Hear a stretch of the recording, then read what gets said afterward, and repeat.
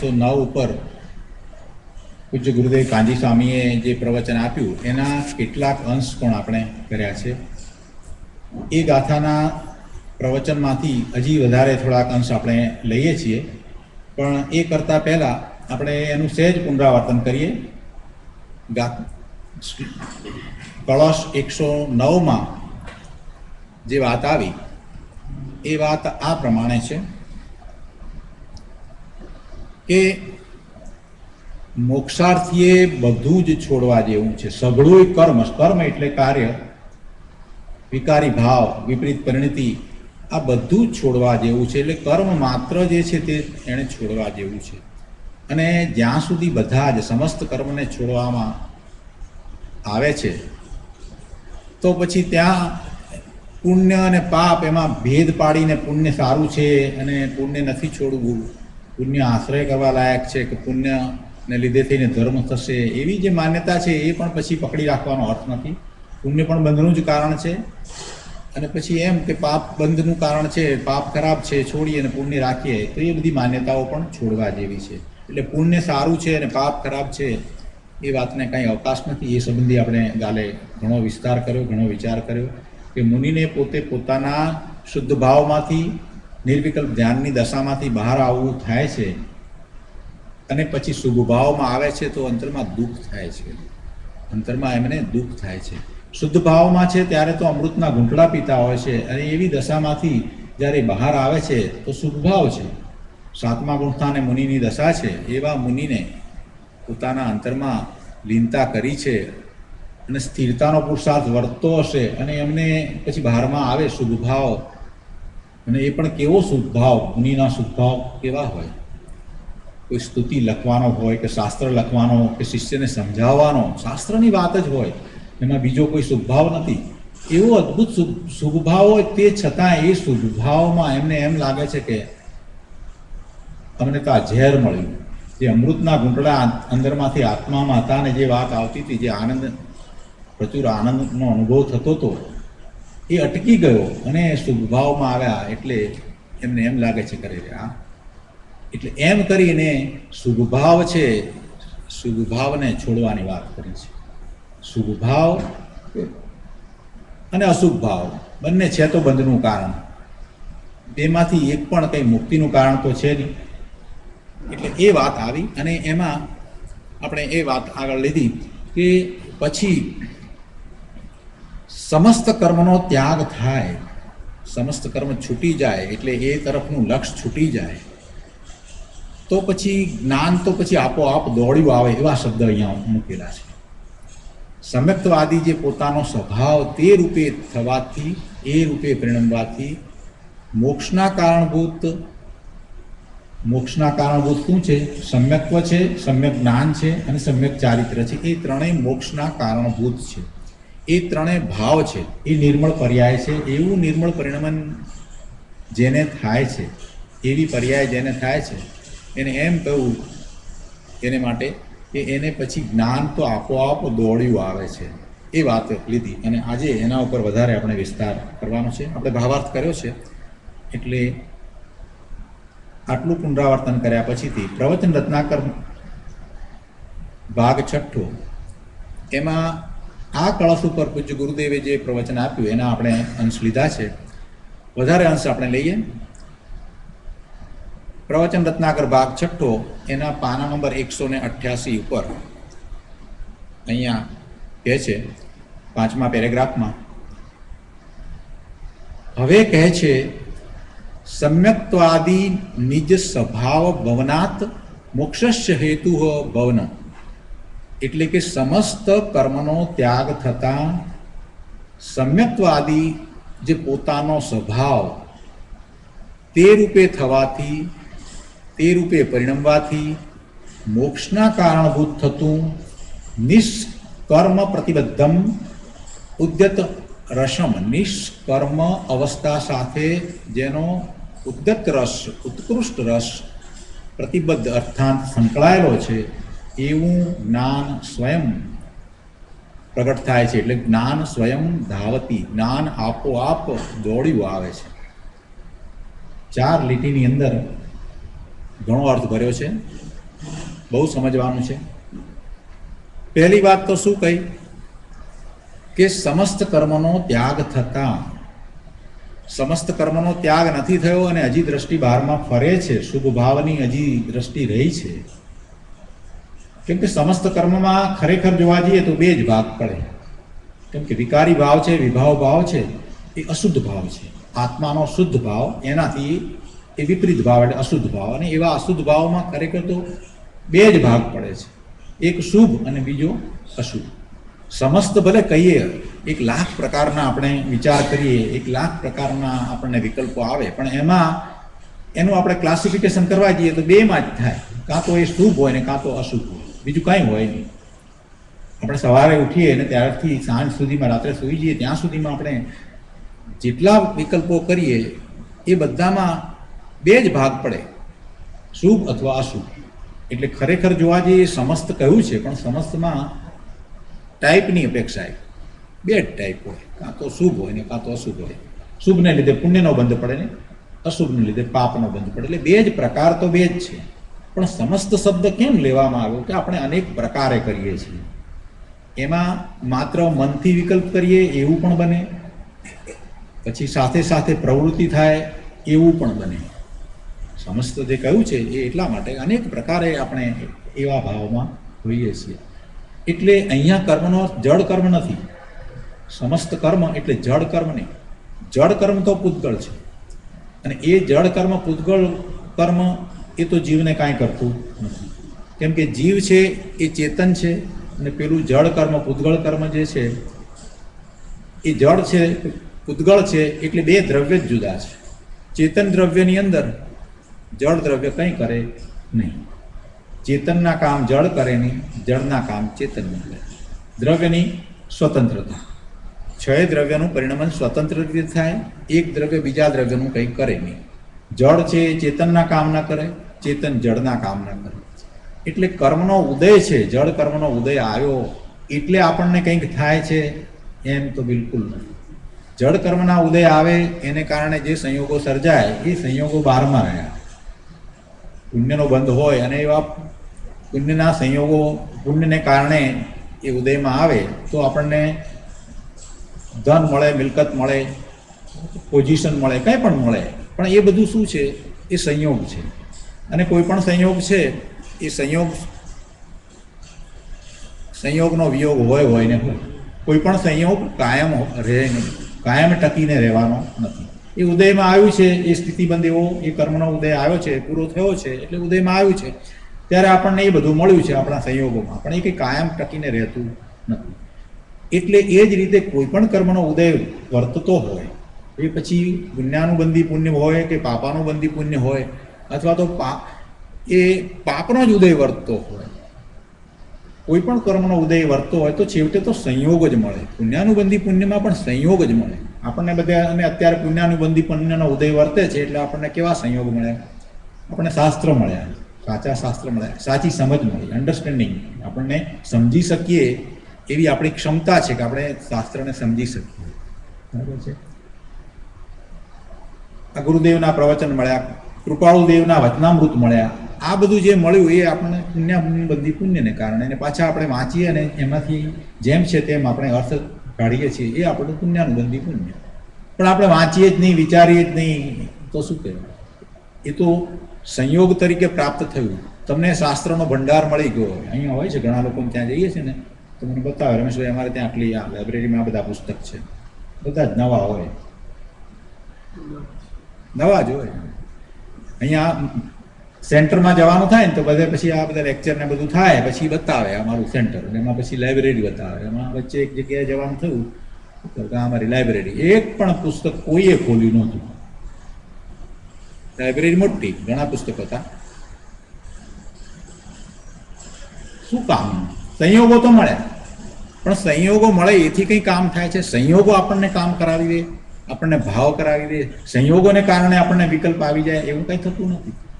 સંયોગો મળ્યા એ પુણ્યને કારણે મળે. આપણને બધાને સંયોગો તો સારા મળ્યા છે ને આપણે શું, કઈ વસ્તુની ખામી છે, કઈ વસ્તુની ખોટ છે?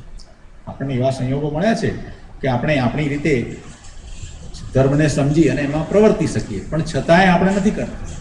સંયોગો તો મળે કહેવું એ છે કે એ જ રીતે જો સંયોગો આપણને કંઈ કરાવી નથી શકતા, તો સંયોગો તમને વિકારી ભાવે પરિણમન કરાવે એમ પણ થતું નથી, કે સંયોગોને કારણે તમને સમ્યક દર્શન થાય એમ પણ થતું નથી. એટલે જળ કર્મ છે એના ઉદય જે છે એ સંયોગો રૂપે જ છે, અને એ કંઈ જીવને કંઈ કરાવી દે છે એમ નથી, એમ થતું નથી. એટલે એ કર્મની વાત નથી અહીંયા, એવા જળ કર્મની વાત નથી. એવા ઉદય વર્તા હોય જેને કારણે આપણને ખૂબ તકલીફ હોય એવું પણ બને. શરીરમાં એવા અસાતા વિધિની એના ઉદય વર્તતા હોય, બીજી રીતે નિર્ધનતા હોય, કે કોઈક રીતે બીજા એવા ખરાબ સંયોગો વર્તતા હોય કે જેના લીધે થઈને આપણે અપસેટ થઈ જઈએ, ખૂબ અપસેટ થઈ ગયા હોય એવું હોય, તો કહે છે કે એ પણ નહીં. એવા જે ઉદય વર્તે છે તો એ પણ કંઈ તમને એમ કરાવતા નથી કે તમે પાપના ભાવે વર્તો, કે તમને આર્ધ્યાન થાય, કે એવું કંઈ કરાવતા નથી. એટલે એ જળ કર્મની વાત નથી. અહીંયા જે કર્મ કહ્યું છે એ કર્મ શબ્દનો અર્થ થાય છે કે કાર્ય. કર્મ એટલે કાર્ય, એટલે એવા ભાવે થવું, એટલે વિભાવ ભાવે થવું. જે ભાવ થયા એ શુદ્ધ ભાવ કરતા જુદો ભાવ, એટલે વિભાવ ભાવે થયો. એ કર્મ જે છે એ ભાવ જે છે એને લીધે થઈને ભાવ કર્મ થાય. અને એવા ભાવ કર્મ છે, એ ભાવ કર્મ છે એ આપણને સમ્યક દર્શન થવા દેતા નથી. એવા ભાવમાં આપણે રહીએ છીએ, એટલે સમ્યક દર્શન એટલે કે આત્મામાં જવું અને આત્માનો અનુભવ થવો એ થતું નથી. આપણે બહારમાં રોકાયા છીએ એટલે અંદર જતા નથી. આપણે બહારમાં જાતે રોકાયા છીએ. પેલા જળ કર્મે આપણને એમ કહ્યું નથી કે તમે બહારમાં રોકાઓ. જળ કર્મના ઉદય આવ્યા, સંયોગો આવ્યા, એ આપણને રોકતા નથી કે તમે બહારમાં જ રહો, અંદરમાં ન જાઓ, એવું છે જ નહીં. એ બહારમાં બહાર રહ્યું, આપણે આત્મામાં જાતે નથી જતા. એટલે એવા જે કર્મ છે, એવા જે કાર્ય છે, એવા ભાવ, મુખ્ય વાત કેવી છે ભાવની, જેને કારણે ભાવ બંધ થાય છે, એવા સમસ્ત કર્મને છોડવાની વાત કરી છે. કેમ કે એને જ્યાં સુધી નથી છોડતા, એને દ્રષ્ટિમાંથી છોડતા નથી, એનું લક્ષ્ય છોડતા નથી, ત્યાં બહારમાં ને બહારમાં રહ્યા તો અંદરમાં જવાતું નથી. એટલે પહેલી કન્ડિશન ફર્સ્ટ આ મૂકી દીધી. શું કહ્યું? સમસ્ત કર્મનો ત્યાગ થતા, બધી જગ્યાએથી તમારા ભાવ બહારમાં જ્યાં જ્યાં રહ્યા છે ત્યાંથી બધેથી રિટાયર થઈ જઈએ, બરાબર છે. આપણે જોબમાંથી રિટાયર થઈ ગયા કે ધંધામાંથી રિટાયર થઈ ગયા, એનો અર્થ એવો નથી થતો કે આપણે અંદરમાં ચાલ્યા જઈશું. એવું તો થતું નથી. એમાંથી રિટાયર થઈને બીજે ક્યાંક જોડાઈ જઈશું, ક્યાંક કોઈક સેવાની પ્રવૃત્તિના નામે બહારમાં જોડાઈ જશું, બીજી કોઈક સંસ્થા સાથે જોડાઈ જશું. છેવટે તો બધું બહારમાં ને બહારમાં જ છે ને. અથવા તો ઘરમાં ને ઘરમાં જ કંઈક ને કંઈક બીજી વસ્તુમાં આપણે જોડાઈ જશું. એટલે સમસ્ત કર્મ, બધા કર્મો, પહેલી વાત છે, મુખ્ય વાત આ છે કે સમસ્ત કર્મથી તમે રહિત થયા, એટલે ભાવ કર્મથી રહિત થયા. એનો અર્થ એ થયો કે ક્યાંય તમને રુચિ હવે નથી, પરમાં બહારમાં તમને રુચિ નથી, અને એનું લક્ષ્ય તમે છોડો તો હજી શુભ ભાવ પ્રત્યે લક્ષ્ય રહેતું હોય, હજી પૂજા ભક્તિ વિનયના ભાવ જે શુભ ભાવ છે એમાં એમ લાગતું કે આ ધર્મ છે ને ત્યાં રોકાઈ રહેતા હોય તો પણ અંદરમાં નહીં જવાય. શુભ ભાવમાં રોકાઈ રહેવાથી પણ અટકવાનું થાય છે. એટલે એ બધેથી જ્યારે જીવ પોતે પોતાના સ્વરૂપમાં જવાનો પુરુષાર્થ ઉપાડે છે તો સમસ્ત કર્મનો ત્યાગ. ત્યાગ એટલે કંઈ બીજું છોડી તો શકાતું નથી, બધું છૂટું જ પડ્યું છે. પડ્યું છે તો બધું છૂટું જ. ત્યાગ એટલે અંદરમાંથી ત્યાગ કરવાનો છે, ત્યાંથી પોતાના જ્ઞાન દર્શનના ઉપયોગને, પોતાના લક્ષ્યને બહારમાંથી અંદર તરફ વાળવાનો, એ ત્યાગ. તો સમસ્ત કર્મનો ત્યાગ થતા શું થાય છે? તો કે સમ્યક્ત્વ આદિ જે પોતાનો સ્વભાવ, સમ્યક્ત્વ આદિ કહ્યું છે. જો સમ્યક્ત્વ આદિ એટલે શું? ત્રણ વસ્તુ એમાં સાથે લેવી છે. સમ્યક્ત્વમાં સમ્યક દર્શન, સમ્યક જ્ઞાન અને સમ્યક ચારિત્ર, એમ ત્રણ. એ પોતાનો સ્વભાવ. પોતાનો સ્વભાવ શા માટે કહ્યો? કે આત્માનો સ્વભાવ કેવો છે? શુદ્ધ તત્વ અને શુદ્ધ નિર્મળ સ્વભાવ છે. તો એવા સ્વભાવે જ્યારે એ થાય, એવા સ્વભાવે થાય એટલે એવું શુદ્ધ પરિણમન થાય.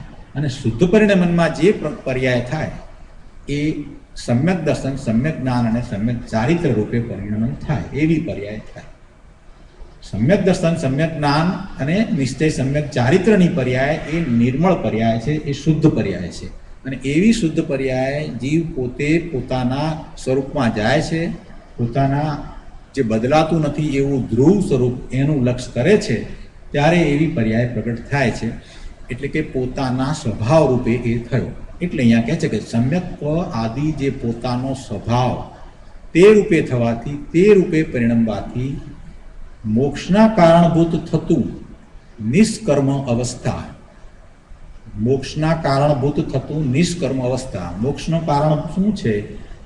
કોઈ પણ પ્રકારનું કર્મ છે એના રહિત દશા થાય છે, એ એનું કારણ કયું? અને એવી અવસ્થા એ સમ્યક દર્શન, સમ્યક જ્ઞાન, સમ્યક ચારિત્રમાં રહેલી છે. એટલે એવી નિષ્કર્મ અવસ્થા સાથે જેનો ઉત્કૃષ્ટ સંબંધ છે, અહીંયા ઉદ્દત શબ્દ મૂક્યો છે, એનો ઉદ્દત રસ પ્રતિબદ્ધ અર્થાત એમાં સંકળાયેલો છે. એવી અવસ્થા સાથે એવું જ્ઞાન એ આપોઆપ દોડ્યું આવે છે. એ કયું જ્ઞાન છે? તો આત્માનું જ્ઞાન છે. એટલે સહજ રીતે એવું જ્ઞાન પછી થઈ જાય છે. એને માટે પછી બીજો કોઈ પુરુષાર્થ કરવો પડતો નથી. પોતે શુદ્ધ ભાવે પરિણમવાનો પુરુષાર્થ કરે છે, એ પુરુષાર્થમાં જ સમ્યક દર્શન, સમ્યક જ્ઞાન, સમ્યક ચારિત્ર રૂપે પરિણમન થાય છે. એમ થતાં જ પછી જ્ઞાન આપોઆપ ચાલ્યું આવે છે અને સમ્યક જ્ઞાન થાય છે. પુણ્ય પાપના ભાવ જે વિભાવ છે, વિભાવ એટલે સ્વભાવ નથી, તે વિભાવ. સ્વ એટલે પોતાનો, પોતાનો ભાવ નથી અને બીજાનો ભાવ છે તે વિભાવ છે. એટલે પુણ્ય પાપના ભાવ જે વિભાવ છે તે સર્વનો ત્યાગ થતાં સમ્યક્વાદી જે પોતાનો સ્વભાવ તે રૂપે પરિણમવાથી નિષ્કર્મ અવસ્થા સાથે જેનો ઉત્કૃષ્ટ રસ સંકળાયેલો છે તે જ્ઞાન આપોઆપ દોડ્યું આવે છે. પુરુષાર્થ એનો કરવાનો છે? સમ્યક દર્શન. થોડુંક ફરીથી આપણે ગઈકાલે આવ્યું છે છતાં પણ આપણે થોડું વધારે વિસ્તાર ગુરુદેવે જે કર્યો છે એને લઈએ આગળ. અહીંયા પાના નંબર 189 ઉપરના પેરેગ્રાફથી શરૂ કરી અને ગુરુદેવ સમજાવે છે અહીંયા કે પુણ્ય પાપના ભાવ જે કર્મ અવસ્થા છે, એટલે ભાવ કર્મની અવસ્થા છે. પુણ્ય પાપના ભાવ એટલે શુભ અને અશુભ ભાવ, જેને લીધે પુણ્યનો બંધ પડે અને પાપનો બંધ પડે, એ ભાવ બંધ. દ્રવ્ય બંધની વાત નથી, ભાવ બંધ, જળ કર્મની વાત નથી. પોતાને જે ભાવ થાય છે, ભાવ ક્યાં થાય છે? જીવમાં થાય છે. અને જળ કર્મ તો જુદું છે ના. એટલે ભાવ જે કર્મ અવસ્થા છે તેનો ત્યાગ થતાં મોક્ષ માર્ગ રૂપ નિષ્કર્મ અવસ્થા પણ જે જ્ઞાન એટલે આત્માની પરિણતિ થાય છે. અહીંયા જ્ઞાનનો અર્થ આત્મા કરવાનો છે. જ્ઞાનની પરિણતિ થાય એમ કહો કે આત્માની પરિણતિ થાય, એનો અર્થ એક જ છે. કેમ કે છેવટે એ પરિણમે છે તો એને જાણનારું જ્ઞાન છે ને. જ્ઞાન આત્માનો મુખ્ય ગુણ છે. એટલે કેટલીક જગ્યાએ જ્ઞાન શબ્દનો અર્થ ત્યાં આત્મા લેવાનો છે. અહીંયા પણ એમ છે. એટલે મોક્ષ માર્ગરૂપ નિષ્કર્મ અવસ્થા પણ જે જ્ઞાન એટલે આત્માની પરિણતિ થાય છે તે મોક્ષનું કારણ છે. સહેલું કરી દઈએ અને સહેલાઈથી સમજવું હોય આ વાક્યને તો આપણે એમ કહી શકીએ કે બધી જગ્યાએથી, બહારમાં બધી જગ્યાએથી પોતે લક્ષ્યને, પોતાના લક્ષ્યને પાછું ખેંચી અને એના રહિત થાય, એના વિનાનો થાય. બહારમાં જ્યાં જ્યાં જતું હતું લક્ષ્ય ને એવા ભાવરૂપ થતો હતો, એ બધી જગ્યાએથી પોતે પોતાના અંતર તરફ વળે છે, એવા પરિણામ થાય, એવી પરિણતિ થાય, એ મોક્ષનું કારણ છે. મોક્ષનું એટલે મુક્તિનું કારણ. આત્માનો સ્વભાવ જ મુક્ત છે. આત્મા મોક્ષ સ્વરૂપ જ છે. દ્રવ્ય અપેક્ષાએ તો એમ જ છે, પણ એને વર્તમાન પર્યાયમાં એ મુક્ત અવસ્થા નથી. વર્તમાન પર્યાયમાં એને મનુષ્યપણું છે અને એ પોતે માને છે કે હું મનુષ્ય છું. વર્તમાન પર્યાયમાં એને જો દેવપણું છે તો એ માને છે કે હું દેવ છું. આત્માને ક્યાં દેવપણું, ક્યાં મનુષ્યપણું, ક્યાં તિર્યંજપણું છે? આત્માને ક્યાં સ્ત્રીપણું કે ક્યાં પુરુષપણું છે? આત્માને એવું કાંઈ છે જ નહીં. એટલે એ તો પર્યાયમાં છે, એ ક્ષણિક છે, થોડા સમય માટેની વાત છે. એટલે જે ભાવ એને એ પોતે મનુષ્ય છે કે પુરુષ છે કે સ્ત્રી છે કે એ બધા જે ભાવ છે એવા ભાવે પણ નહીં. નિષ્કર્મ કહ્યું છે, કોઈ પણ ભાવ નહીં. કર્મનો અર્થ અહીંયા ભાવ કર્મ, એટલે એવા કોઈ પણ ભાવે નહીં, કોઈ ભાવ નહીં. માત્ર શુદ્ધ સ્વભાવ ભાવ છે એવા ભાવે થવું છે. બધા જ વિભાવ ભાવને છોડીને જ્યારે પોતે અંદર તરફ વળે છે તો એ એને મોક્ષનું કારણ એટલે મોક્ષ માર્ગનું કારણ, અને એમાં આગળ વધતા પછી મોક્ષની પ્રાપ્તિ થાય, એટલે કે કેવળ જ્ઞાનની પ્રાપ્તિ થાય. એમાં આગળ વધતા પોતે પોતાના સ્વરૂપમાં સ્થિર થાય એટલે કેવળ જ્ઞાન પ્રગટ થાય. અને કેવળ જ્ઞાન જેને પ્રગટ્યું છે એને પછી બાકીના 4 અઘાતી કર્મ એની મેળે આપોઆપ ખરી જાય છે અને પછી એ એક સમયમાં સિદ્ધ શિલા ઉપર બિરાજી જાય છે અને સિદ્ધ થાય છે. એ મોક્ષ છે. મોક્ષ કોઈ જગ્યા નથી. સિદ્ધશિલા ઉપર જાય એટલે મોક્ષ છે એમ નથી. એ મુક્ત થાય છે એટલે પછી હળવો થઈ જાય છે, એટલે એક સમયમાં ત્યાં બેસી જાય છે, એ આત્મા ત્યાં રહી જાય છે. એટલે એ મોક્ષનું કારણ થાય છે. એ નિષ્કર્મ અવસ્થા સાથે આત્માના અતિન્દ્રિય આનંદના રસની ઉદ્ધતાઈ પ્રગટી છે. જો અહીંયા ગુરુદેવે ઉદ્ધતાઈ શબ્દ જાણી જોઈને મૂક્યો છે, બહુ સરસ વાત મૂકી છે, સમજવા જેવી વાત. કે એવી જે દશા થઈ, નિષ્કર્મ અવસ્થા જે થઈ, એવી દશાની સાથે એને શું થાય? આપણને એમ થાય કે એના વિના ના થયા એથી શું? પ્રભુ એમાં એ નાસ્તિની વાત નથી, નેગેટિવ વાત એકલી નથી, એની સાથે આસ્થિતિ વાત મૂકી છે કે નિષ્કર્મ અવસ્થા છે એ તો આનંદરૂપ અવસ્થા છે. એમાં તો અતિન્દ્રિય આનંદનો અનુભવ થાય છે, એમાં તો અતિન્દ્રિય આનંદનો અનુભવ થાય છે. એ એવી અવસ્થા છે, એમાં નિષ્કર્મ થયો એટલે કંઈ નાસ્તિથી જ વાત કરી દીધી છે એમ નથી. એમાં જે આસ્થિથી વાત છે એ તો બહુ મહત્વની છે. એમાં એને આનંદનું વેદન થાય છે. જગતમાં કોઈ એવો પદાર્થ નથી કે એવો એ આનંદ આપી શકે. એવા અલૌકિક, લૌકિકમાં નથી એવું અલૌકિક સુખ ને આનંદનું વેદન ત્યાં થાય છે એ દશામાં. એ વેદન આનંદ ક્યાંથી આવે છે? એ આત્મામાંથી આવે છે. કેમ કે આત્માના અનંત ગુણ છે અને એ બધા ગુણોનું પરિણમન છે. આત્માની અંદર કોઈ દુઃખ પહોંચાડે એવો ગુણ છે જ નહીં. આત્માની અંદર સુખ, શાંતિ, આનંદના જ બધા ગુણ છે અને એ બધા ગુણ જે છે એનું પરિણમન છે. તો એ આનંદ રૂપે એને અનુભવમાં આવે છે. એને એટલે આનંદ રૂપે અનુભવમાં આવે છે. જ્યાં સુધી એ બહારમાં રહ્યો છે ને બહારમાં એમ માને છે કે આ આનંદ છે, ત્યાં સુધી એને અંતરનો આનંદ જે છે એનો ખ્યાલ જ નથી. જેણે એવું સંગીત સાંભળ્યું જ નથી ને બહારમાં ગમે તેવું ઘૂંઘાટવાળું સાંભળ્યું છે, એને ક્યાં ખબર છે કે એવું સંગીત પણ હોય છે.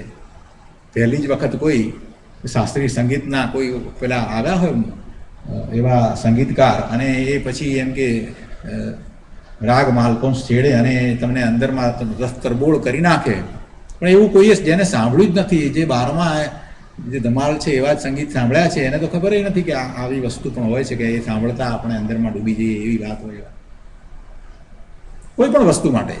એટલે જેને પોતાના સ્વરૂપનું ખ્યાલ જ નથી કે પોતાનું સ્વરૂપ આવું આનંદદાયી છે, એને બિચારાને મુશ્કેલી પડે છે આમાં કે અંદરમાંથી આનંદ આવતો હશે. એને તો સ્વીકારવું અઘરું પડી જાય છે, પણ સ્વીકારી લેવું. કેમ કે એવો આનંદ અનંત જીવોએ માણ્યો છે, અનંત જીવો સિદ્ધ થયા છે, તો એમની વાતમાં કાંઈ ખોટું હોય નહીં. એટલે સમજી લેવું કે અતિન્દ્રિય આનંદ આવે છે અને અનુભવ થયા પછીથી આ વાત લખવામાં આવી છે. ગુરુદેવને પણ એવો જ અનુભવ હતો, કૃપાળુદેવને પણ એવો જ અનુભવ હતો, બેનશ્રીબેનને પણ એવો જ અનુભવ હતો. જેટલા સમ્યક દ્રષ્ટિ થયા એ બધાને પોતાના સ્વરૂપમાંથી આવતા આનંદનો અનુભવ થયો હતો અને એ અતિન્દ્રિયપણે એટલે ઇન્દ્રિયોની મદદ વિના અનુભવમાં આવે. એમાં આંખ, કાન, નાકની કોઈ જરૂર પડતી જ નથી, છતાં એ અલૌકિક આનંદનો અનુભવ થાય છે. અને એ અનુભવ જે છે એ એવો ઉત્કૃષ્ટ હોય છે, એવો બધો ઉત્કૃષ્ટ હોય છે કે પછી બહારમાં જે કંઈ બીજું જે છે એને એ ગણકારે નહીં, એના તરફ એનું લક્ષ્ય જાય નહીં. એ વાત અહીંયા ગુરુદેવે કરી છે કે એ આમાં અહીંયા શબ્દ જે છે ને ઉદ્ધતાઈ શબ્દ જાણી જોઈને ગુરુદેવે આપ્યો છે કે આત્માના અતિન્દ્રિય આનંદના રસની ઉદ્ધતાઈ પ્રગટી છે. તેથી એ રાગને ગણકારતો નથી. આખું જુદી રીતે આખી વાત મૂકી છે કે પેલા રાગને એ ગણકારતો જ નથી. પછી ઉદાહરણ મૂક્યું છે, બહુ સુંદર મૂક્યું છે એને એ શબ્દ મૂકીને કે રાગને એ ગણકારતો નથી. જેમ કુટુંબમાં કોઈ છોકરો ઉદ્ધત હોય તો તે કોઈને, માતા પિતાને કે મોટા ભાઈને કોઈને ગણતો નથી, એની મરજી પ્રમાણે કરે, કોઈને ગણતો જ નથી, ઉદ્ધત હોય તો હોય. તેમ આ આત્મા જેને સ્વભાવની પરિણતિ, શ્રદ્ધા, જ્ઞાન અને સ્વરૂપમાં રમણતા પ્રગટ થયા છે એટલે ચારિત્ર, એ ચારિત્રમાં જે આનંદની અનુભૂતિ છે એ જેને પ્રગટ થયા છે એ રાગને ગણતો નથી. રાગ શુભભાવ જે છે એને ગણતો જ નથી. તે રાગને અવગણીને અતિન્દ્રિય આનંદના ઉદ્ધત રસમાં લીન થાય છે, તરબોળ થાય છે. ઘણી વખત આપણને એમ થાય કે ઉદ્ધત શબ્દ જે છે એ તો કોઈ ખરાબ હોય એને માટે વાપરવામાં આવે, પણ અહીંયા ગુરુદેવે બહુ સરસ રીતે એ ઉદ્ધત શબ્દ દ્વારા બીજી વાત કરી દીધી છે. ઉદ્ધત શબ્દ કોને માટે વાપર્યો છે કે આત્મા જે પોતે પોતાના સ્વરૂપમાં જે લીન થાય છે એ ઉદ્ધતાઈ કરે છે. કોની સામે ઉદ્ધતાઈ કરે છે? તો કે રાગ દ્વેષના ભાવ જે છે એની સામે ઉદ્ધતાઈ કરે છે, એને ગણકારતો નથી. કે ના, કોઈ રાગ ના જોઈએ, કોઈ દ્વેષ ના જોઈએ, કોઈ ક્રોધ નહીં, માન નહીં, માયા નહીં, એની સામે ઉદ્ધતાઈ. કસાયોની સામે એ ઉદ્ધતાઈ કરી છે. ક્રોધ સામે ક્રોધ, કૃપાળુદેવે પણ કહ્યું છે ને, ક્રોધ સામે ક્રોધ, ક્રોધ ન જોઈએ એમ, એની સામે ક્રોધ. બેસી જા, તું બેસી જા, ક્રોધ નહીં. કસાયની સામે ક્રોધ કર્યો કે ના, કોઈ કસાય ના જોઈએ, બેસી જા તું. આવું આપણે પણ કરવા જેવું છે, સમજવા જેવી વાત છે. આ વાત આવી એટલે એક વાત યાદ આવે છે કે આપણા મનમાં ગમે તેવા વિચારો આવે, આપણા મનની અંદર વિચારો આવે, બરાબર, એને લીધે છે ને આપણું મન બગડે. ગમે તેવા વિચારો લીધેથી મન બગડે.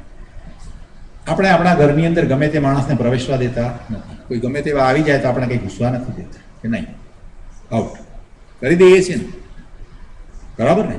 ગમે તેવા માણસો દારૂ પીને કોઈ તોફાન કરતો પેલો અંદર આવી જતો તો આપણે આવવા દઈએ? નથી આવવા દેતા. આપણે સમજીએ છીએ કે એ આ મારા ઘરમાં નુકસાન કરશે, કાઢી મૂકીએ છીએ, આઉટ કરી દઈએ છીએ. એવી જાગૃતિ આપણને છે કે ના, એને અંદર ઘૂસવા ન દેવાય, બરાબર. તો મનની અંદર જ્યારે એવા ખરાબ વિચાર આવતા હોય તો એને પણ આઉટ કહી દેવું જોઈએ કે ના કહી દેવું જોઈએ? ના જોઈએ. તો એ વખતે આપણે કેવું થવું જોઈએ? કડક થવું પડે કે ના થવું પડે? નો, નો એટલે નો. આ વિચાર આવ્યો, વિકલ્પ આવ્યો, તેની સામે આપણે કડક થઈ જઈએ ને, એની તરફ આપણે લાલ આંખ કરીને કહી દઈએ કે ના, આ વિચાર ના જોઈએ, મન મારું છે, મન મારું છે, એની ઉપર કાબુ મારો છે, ના જોઈએ. હા, એમાં આપણે ગરમ થઈ જઈએ તો વાંધો નથી.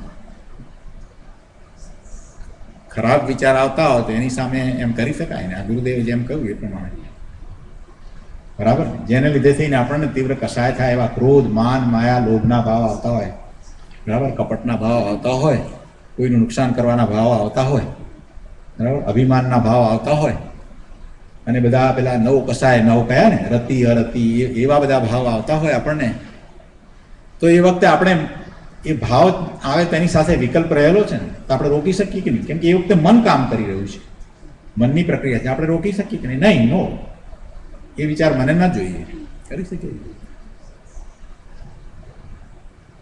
ગુરુદેવે આ વાત કરી એટલે આ વાત યાદ આવી. એને ગણકારવા નહીં. રાગને તે ગણકારતો નથી, દ્વેષને તે ગણકારતો નથી, છે ને, સ્પષ્ટ લખ્યું છે. રાગને અવગણીને અતિન્દ્રિય આનંદના ઉદ્ધત રસમાં લીન તરબોળ થાય છે. રાગને તે ગણકારતો નથી, તેનો આદર કરતો નથી, શુભ ભાવનો પણ આદર નહીં. ભગવાન આત્મા અતિન્દ્રિય આનંદ રસના સ્વભાવથી છલોછલ ભરેલો છે. તેનું જે સમ્યક દર્શન, જ્ઞાન, ચારિત્ર રૂપ સ્વભાવ પરિણમન થાય, એ તો સ્વભાવ પરિણમન છે ને. પોતાનો જેવો શુદ્ધ સ્વભાવ છે એવા ભાવે પરિણમન છે ને. સમ્યક દર્શન, સમ્યક જ્ઞાન અને સમ્યક ચારિત્ર રૂપ પરિણમન, એ તો એનું સ્વભાવ પરિણમન છે, એ તો આનંદનું પરિણમન છે. એવા આનંદના પરિણમન એ થાય તો એને ઉત્કૃષ્ટ આનંદનો અનુભવ થાય છે. એટલે સ્વભાવ પરિણમન થાય તે ઉદ્ધત એટલે ઉત્કટ આનંદના રસથી સંકળાયેલું છે. સમ્યક દર્શન ઉત્કટ આનંદના રસથી સંકળાયેલું છે. સમ્યક જ્ઞાન ઉત્કટ આનંદના રસથી સંકળાયેલું છે. અને સમ્યક ચારિત્ર અતિ અતિ આનંદના રસથી સંકળાયેલું છે. આવી વાત છે. આની સાથે આ ચારિત્રની વાત આવી, કેમ કે આપણે એમ કહ્યું ને કે સમ્યક ચારિત્ર છે એ આનંદથી ભરેલી દશા છે. ચારિત્ર, હવે આપણે ચારિત્ર કોને કહીએ? બાહ્ય ચારિત્ર જોઈએ એને આપણે ચારિત્ર માનીએ. એટલે આપણે શું સમજીએ કે ભાઈ આ દીક્ષા લઈને નીકળી જાય તો બહુ તકલીફ વાળું કામકાજ. આમ એમાં નગ્ન દિગંબર મુનિનો વિચાર કરીએ તો આપણે હા, આટલા ટાળ તડકા સહન કરતા હશે, ભૂખ સહન કરતા હશે, એટલા પરિસર સહન કરતા હશે, 22 પ્રકારના પરિસર સહન કરે, આટલું બધું તકલીફ. ને પાછા ઘણી વખત તો જંગલમાં રહેતા હોય, પહાડમાં રહેતા હોય, ગુફામાં રહેતા હોય, ખુલ્લા પગે આ બધું સહન કરે. આપણને કેવું લાગે કે આ તો બધું બહુ તકલીફનું કામ એમ લાગે ને, દુઃખરૂપ લાગે. અને ઉપસર્ગ પણ સહન કરે. જંગલમાં રહેતા હોય તો ઉપસર્ગ તો આવે ને, પ્રાણીઓના ઉપસર્ગ આવે, એવા જંગલી માણસો એવા હોય એનો ઉપસર્ગ આવે, એ પણ નગ્ન દિગંબર મુનિને સમજે નહીં કે આ મુનિ છે, એના પ્રત્યે કંઈ એને માન ન હોય, આપણને માન હોય. આપણે સમજીએ કે આ નગ્ન દિગંબર મુનિ છે, આપણે જઈને નમસ્કાર કરીએ, બરાબર ને. હવે પેલા જંગલી આદિવાસી હોય એ શું કરશે? એની દ્રષ્ટિમાં શું આવે? એમનું નગ્ન દિગંબર સ્વરૂપ જોઈને ઉલટાય તો મારે. આવું પણ થાય, ઉપસર્ગ કરે, હેરાન કરે, આ બધું થાય. આપણને એમ થાય કે આ તો બધું દુઃખરૂપ છે, થાય ને, એમ થાય. ચારિત્ર, આવું ચારિત્ર લેવું, દિગંબર પ્રમાણે જો ચારિત્ર લેવું તો દુઃખરૂપ છે. અરે દિગંબર પ્રમાણે જવા દઈએ, આ શ્વેતાંબરમાં જે રીતે દીક્ષા લીધી છે, તો એમાંય આપણને એમ થાય કે આ બધું ગાડા પગે ચાલવું ને આ બધું કરવું ને આમ તો બધું બહુ દુઃખરૂપ લાગે ને. આ બધું અહીંયા બેઠા બેઠા આ બધા એર કન્ડિશન હોલમાં કે આપણે બરાબર આરામથી બધું ધર્મ કરવાનો, પુસ્તક વાંચવાનો તો બરાબર છે. ઓકે, હવે પછી આપણે એમ કહીએ કે ચાલો હવે ચારિત્ર લઈ લઈએ, તો કેટલા તૈયાર થાય? હમણાં કે રમેશભાઈ રહેવા દો, મારે થોડુંક હજી થોડું કામ બાકી છે, એટલે આટલું પતી જાય પછી આવીએ. હમણાં આપણે એમ કહીએ કે ચલો બધા આપણે આશ્રમમાં જઈએ ને ત્યાં આપણે આખો દિવસ સ્વાધ્યાય કરશું ને આ જ બધું કામ કરવું છે અને 1 મહિના માટે આવવાનું છે. કેટલા તૈયાર થાય? કોઈ તૈયાર નહીં થાય. કહીએ આત્મામાં જવું છે, આમ છે, તેમ છે, બધું થાય. અને એવા ચારિત્રની વાત કરીએ ત્યારે તો બહુ અઘરું, એ તો ન થાય, કંઈક બાના આવે. આપણને એમ મનમાં થઈ ગયું છે કે ચારિત્ર છે એ દુઃખની દશા છે. અહીંયા સમજાવવું એ છે કે ચારિત્ર છે એ દુઃખની દશા નથી. આપણે બાહ્ય દશાને જોઈએ છીએ, આપણે બાહ્ય દશાને જોઈએ છીએ, એટલે આપણને એવું લાગે છે કે બાહ્ય ચારિત્ર જે છે એ દુઃખરૂપ છે. એમ નથી. જેને સમ્યક દર્શન થયું છે, જે આત્મજ્ઞાની છે, એની દ્રષ્ટિ આત્મા તરફ જ રહે છે. કેમ કે એમાંથી આવતો આનંદ, અંદરમાંથી જે આવતો આનંદ જે છે એને એ અનુભવે છે, એટલે વારે વારે એ તરફ જવા માટેનો જ પ્રયત્ન કરે. મુનિ છે જેમણે સમ્યક દર્શન થયું છે, દીક્ષા લીધી છે, તો શા માટે દીક્ષા લીધી છે? કેમ કે આ બધી સંસારની બધી જે માયાજાળ જે છે ને, એમાં એમને એમ લાગે છે કે આમાં તો હું ફસાઈ જઈશ. ભલે સમ્યક દર્શન થયું છે તો પણ, અને આમાંથી તો હું ઊંચો નહીં આવું, અને મારે ખરેખર મારા સ્વરૂપમાં સ્થિરતા કરવી છે, તો મારે એવું વાતાવરણ જોઈએ કે જ્યાં બધું કંઈ હોય જ નહીં. આ બધાની શું જરૂર છે? આ બધા જે પરિગ્રહ છે એ બધા પ્રત્યે એને ઉદાસીનતા થઈ ગઈ છે કે આ બધું મારે શું કરવું છે? મને અંદરમાંથી આનંદ આવે છે, આની કાંઈ મારે જરૂર નથી. એમ કરી અને સહજ એવો ભાવ આવે ને પછી એ દીક્ષા લઈને ચાલી નીકળ્યા છે.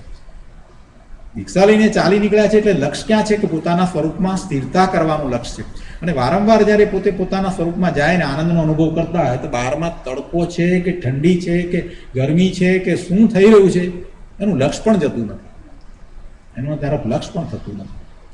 હું તમને એમ કહું કે તમને એમ કહ્યું કે આ ખુરશી પર 6 કલાક બેસો, તમે આજે 6 કલાક સુધી અહીંયા બેસી રહ્યો, તમે કોઈ ના એ તો 6 કલાક બેસવાનું ના બને, બરાબર? હવે અહીંયા સ્ક્રીન ઉપર ઇન્ડિયામાંથી મેચ આવતી ને તમને ક્રિકેટનો બહુ સરસ શોખ હોય, અને એ અહીંયા આપણે બ્રોડકાસ્ટ લાઈવ આવતું હોય એ જ અહીંયા આપણે પ્રેઝન્ટ કરીએ, અને પછી કીધું હોય તો આખી મેચ તમે જુઓ કે ના જુઓ, બેસો કે નહીં? તમને રસ છે ત્યારે તમે ભૂલી જાઓ છો કે 6 કલાકથી આ ચેરમાં આપણે બેઠા છીએ, અકળાઈ ગયા છીએ, એ ભૂલાઈ જાય છે, યાદ નથી આવતું કે અકળાઈ ગયા, બરાબર ને? કે તમે ક્યાં છો? તમે ત્યાં છો, બહારમાં નથી. તમારી શરીરની સ્થિતિ શું છે નહીં. પછી તમે ઉઠીને કહેશો કે આ ખુરશીમાં બેઠા ને અકળાઈ ગયા, એ પણ પછી પેલી મેચ જોતા હતા ત્યાં સુધી તો એક બોલ ઉપર તમારું ધ્યાન હતું કે આ પેલા તેંડુલકરે શું માર્યું બોલ ને કેવી રીતે સેન્ચુરી કરીને, એમાં જ હતા, તાળીઓ પાડતા હતા ને કરતા હતા, ત્યાં બેઠા હતા. તો અહીંયા કરે છે, અહીંયા અમેરિકામાં લોકો આવું મને ખબર છે લે છે મેચ, અને પછી છોકરાઓ જોતા હોય છે. આપણે કહીએ ટાઈમ પાછો એવો કે રાત્રે જ જવાનું હોય, 4 વાગે જવાનું હોય, 4 વાગે કોઈ જગ્યાએ મેચ ચાલુ થતી હોય, સવારના 4 વાગે, તો 4 વાગે ત્યાં પહોંચી જાય, અને પછી ઘેરે આવે દિવસે 12 વાગે, મેચ પતી ગઈ, નામ જીતી ગયા. અરે પણ તે આખી રાતનો ઉજાગરો કર્યો હતું, 4 વાગ્યાનો ત્યાં મેચ જોતો હતો, તો એ આનંદમાં. અને એને એમ કહ્યું હોય કે ચાલ સવારના તું આજે 4 વાગે ઉઠી જજે, આપણે અડધો કલાક ધ્યાન કરવાનું છે, તો નહીં કરે. રસ નથી ને, એટલે એને મુનિને અંદરમાં રસ છે. શું રસ છે? કે અંદરમાંથી જે આનંદ આવે છે, અલૌકિક આનંદ આવે છે, એટલે બહારમાં શું ચાલી રહ્યું છે એ તરફ લક્ષ્ય જ નથી. એટલે એ કંઈ એમને દુઃખની દશા નથી હોતી. મુનિ દુઃખી નથી, મુનિ તો આનંદમાં છે, આપણા કરતાં પણ વધારે આનંદમાં છે. એ તો સુખમાં છે, આનંદની દશામાં છે, અતિન્દ્રિય પણ આનંદને અનુભવે છે. એવું એ ચારિત્ર છે, એ દુઃખરૂપ નથી. વાત અહીંયા એ કરવી છે. એ ચારિત્ર્યની દશા દુઃખરૂપ નથી. સમ્યક દર્શન વખતે જ એ આનંદ અનુભવાયો છે, અને એ આનંદ જે ક્ષણિક અનુભવાયો છે એટલે એને એમ થાય છે કે હવે આ આનંદ તો મને હંમેશને માટે રહી જાય. જેને એક ચમચી ભરી અને આઈસ્ક્રીમ ચખાડ્યો છે એને એમ થાય છે કે હવે આ બરાબર આખું મોટું લઈ અને આપણે ખાઈએ. સ્વાદ રહી ગયો છે ને, એવો એને સ્વાદ રહી ગયો છે. સમ્યક દર્શન વખતે પોતાના સ્વરૂપમાંથી આવતા આનંદનો એને સ્વાદ રહી ગયો છે, એટલે પૂર્ણપણે એને એ દશામાં રહેવું છે. અને એવી દશામાં અંદરમાં રહ્યા છે, એમાં બહારમાં શું ચાલે છે એનું ક્યાંય કોઈ રીતે ધ્યાન નથી. એકાગ્રતા અંદરમાં થઈ છે, એ ખાલી એકાગ્રતા નથી થઈ, એમાંથી એ અમૃત રસનું પાન કરી રહ્યા છે ને એ વાત આખી અદ્ભુત વાત છે. અતિન્દ્રિયપણે એ આનંદનો અનુભવ કરી રહ્યા છે. આપણને એમ લાગે છે કે મુનિ તો તડકામાં નગ્ન બેઠા છે ને આ બધું શું આ જીવાત કરડે છે ને આમ થાય છે ને તેમ થાય છે. કાંઈ નથી પ્રભુ, એમને શું છે, એ અંદરમાં છે, એમને બહારમાં તો કંઈ લક્ષે જતું નથી. એટલે દુઃખની દશા નથી. એ વાત અહીંયા ગુરુદેવ આપણને સમજાય છે. અરે લોકો ચારિત્રને દુઃખરૂપ કહે છે. ચારિત્ર તો મીણના દાંતે લોઢાના ચણા ચાવવા જેવું છે એમ કહે છે. લોકોને એમ લાગે છે હા તો બહુ અઘરું, બહુ અઘરું. ગુરુદેવ કહે છે કે ભાઈ એમ નથી. ચારિત્ર તો સહજ સુખરૂપ છે. એ તો અતિન્દ્રિય આનંદના રસથી સંકળાયેલું છે. એ દુઃખરૂપ કેમ હોય? એ દુઃખરૂપ ન હોય. ચારિત્રને દુઃખરૂપ માને એ તો મિથ્યા દ્રષ્ટિ છે, અને એની વાત પણ અહીંયા લીધી છે, આપણે લઈએ છીએ. 6 ડાળામાં કહ્યું છે કે આત્મહિત હેતુ વિતરાગ જ્ઞાન તે લખઈ આપકો કષ્ટદાન.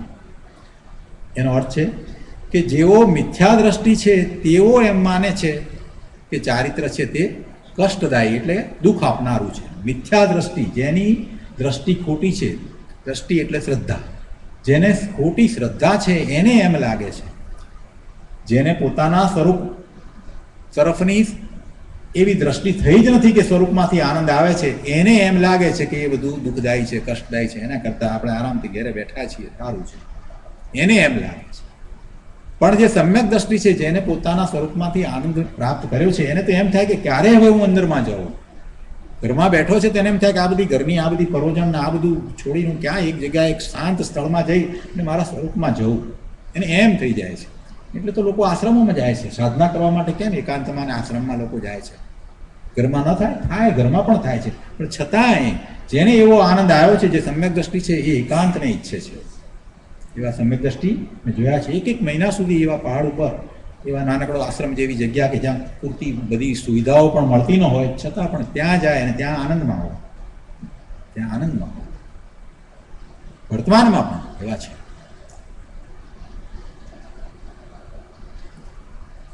અહીંયા તો ગુરુદેવ કહે છે કે અહીં તો કળશમાં અમૃતચંદ્રાચાર્ય એમ કહે છે કે ચારિત્ર આત્માના અતિન્દ્રિય આનંદના ઉદ્દત રસથી સંકળાયેલું છે, આત્માના આનંદના રસથી ભરેલું છે, એની સાથે એનો સંબંધ છે. આપણે તો વાત અહીંયા એ કરી કરવી છે ને કે જ્ઞાન દોડ્યું આવે છે, આપોઆપ દોડ્યું આવે છે, એના ઉપર ભાર છે. આજે એનો આપણે વિસ્તાર કરી રહ્યા છીએ. ગઈકાલે આપણે બીજી વાત ઉપર વધારે વિસ્તાર કર્યો છે, આજે એનો વિસ્તાર આપણે કરી રહ્યા છીએ. એ વાત અહીંયા લઈએ છીએ કે જ્ઞાનમ સ્વયં ધાવતી. એમ કહું ને, જ્ઞાન સ્વયં દોડતું આવે છે, ધસી આવે છે. ધાવતી શબ્દ જે છે ને સંસ્કૃત માટે દોડ્યું આવે છે, ધસી આવે છે, એટલે દોડતું ગુજરાતી કર્યું છે.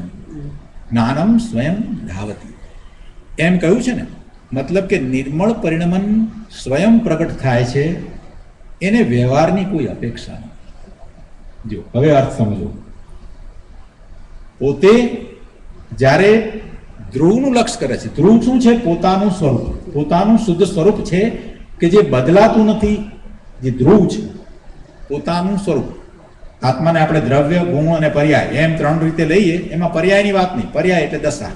દશા બદલાય, દશા બદલાય, પણ જે બદલાતું નથી એવું જે કાયમ ત્રણેય કાળ જે શુદ્ધ રહે છે તેવું દ્રવ્ય, જીવ દ્રવ્ય, જે ચેતન છે, જે અનંત ગુણનો પિંડ છે, એવું એ જે ચેતન દ્રવ્ય, એવા ધ્રુવનું જ્યારે લક્ષ થાય, એવા ધ્રુવનું લક્ષ થાય છે ત્યારે નિર્મળ પરિણામ થાય. એટલે કે જે પર્યાય થઈ, જે દશા થઈ, એ નિર્મળ દશા થઈ.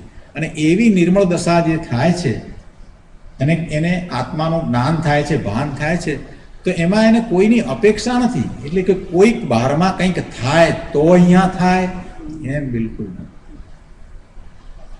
બીજી બહારમાં કોઈ સાધનની પણ જરૂર નથી કે આ સાધન કરવાથી અંદરમાં જવાય, એવી કોઈ અપેક્ષા નથી. કોઈ બીજી વસ્તુની જરૂર નથી. ઇન્દ્રિયો દ્વારા કંઈ પણ કરવું, ઇન્દ્રિયો દ્વારા કંઈક જ્ઞાન કરીએ પછી કંઈક થાય એમ પણ નથી. કેમ કે ઇન્દ્રિયોથી તો એને અતિન્દ્રિય પણ એને અનુભવવાનું છે. પહેલા જ્યારે એ ધ્યાનમાં બેસે છે નિર્વિકલ્પ ધ્યાનમાં, ત્યારે વિકલ્પ સહિત હોય છે.